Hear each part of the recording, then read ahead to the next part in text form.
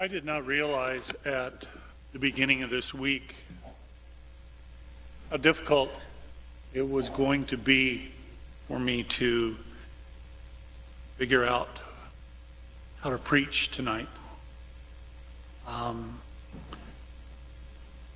For some reason, most of the week I read the readings, I prayed over them, and it was hard to have anything really come that just kind of clicked and went on for me.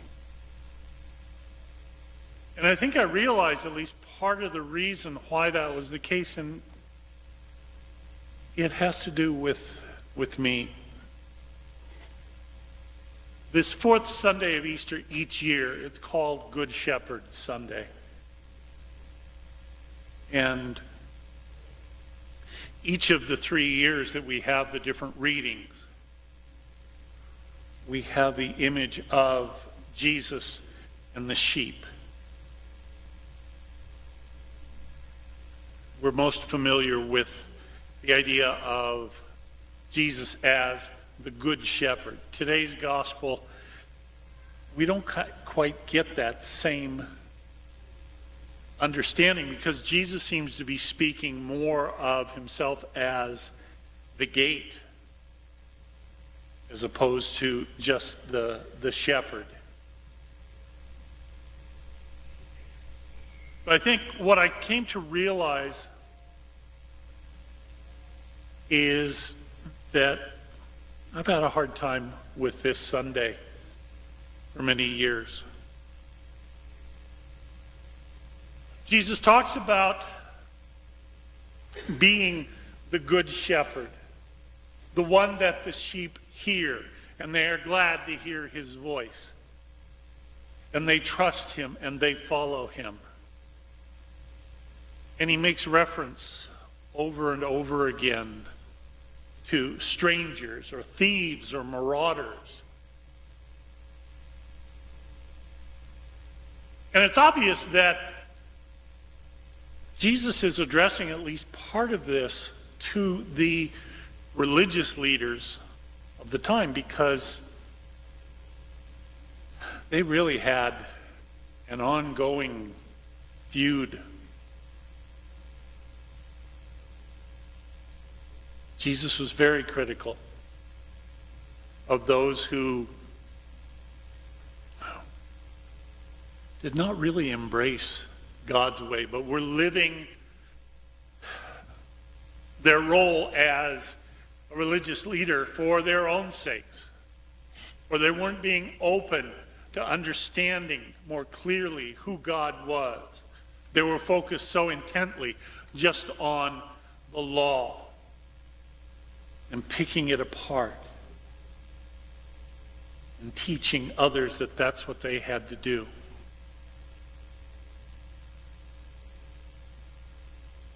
The reason that I have difficulty is because I'm still aware, many, many years after it first came to light, that there have been some shepherds in the church who ended up being thieves and marauders because of the scandal of a few. It has affected our whole church. And it's not over.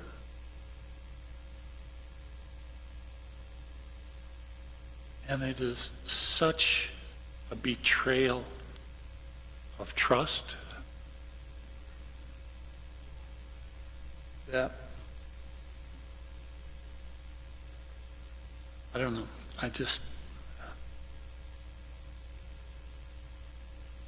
I'm not ashamed to be a priest, to be a shepherd by any means. It's still an incredible privilege for me.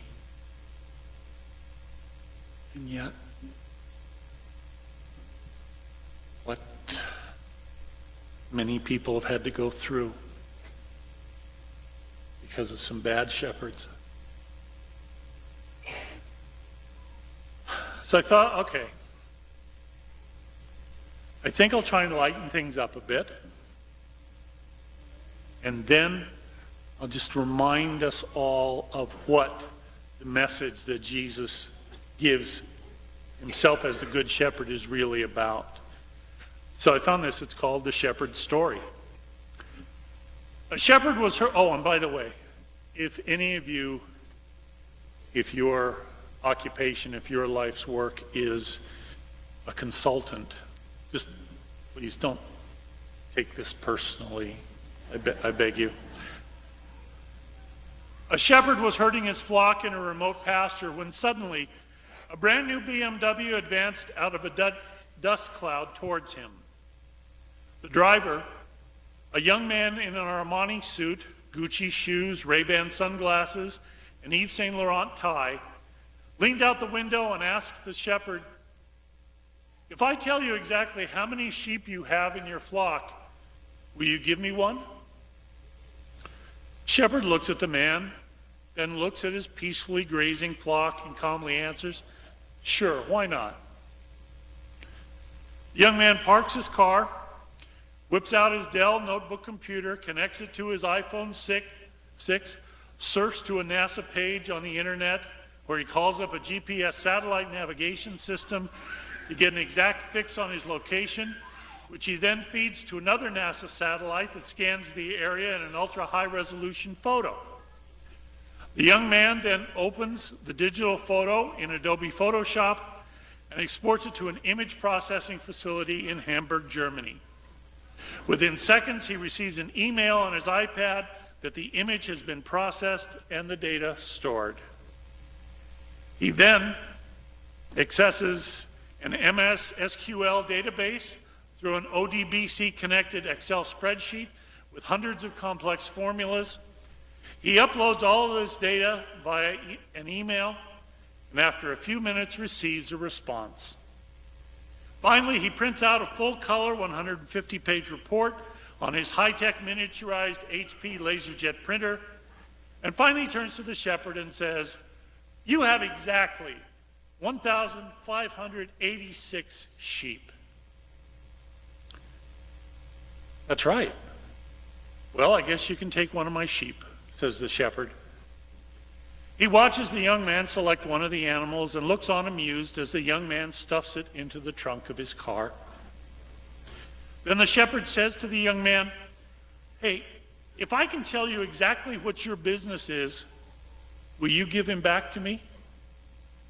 The young man thinks about it for a second and then says, "Okay, why not?" "You're a consultant," says the shepherd. "Wow, that's correct," says the young man. "But how did you guess that?" "No guessing required," answered the shepherd. "You showed up here even though nobody called you. You want to get paid for an answer I already knew to a question I never asked. And you don't know a darn thing about my business. Now give me back my dog."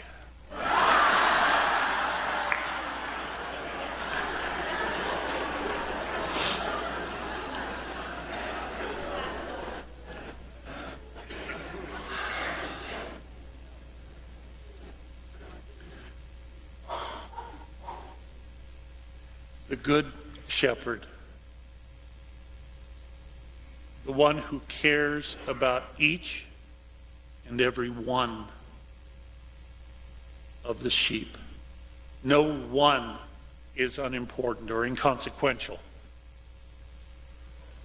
or should just be left behind. No one is unimportant.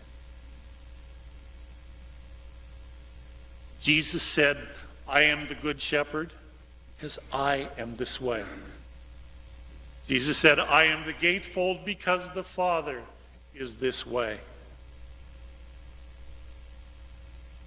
And what it all boils down to, I've shared this with you before, but it bears repeating. From Father Gene Walsh. God, our God, is a life-giving God, a loving God. For us, he is nothing else. God loves us, all of us, all people, without reservation or exception. God never stops loving us. God loves us when we are in sin just as much as when we are out of sin. We cannot win God's love. We cannot lose God's love. His covenant words uttered on Sinai for his chosen people stand firm forever. I am your God. You are my people. I have chosen you. I choose you. I will save you. I will never let you go.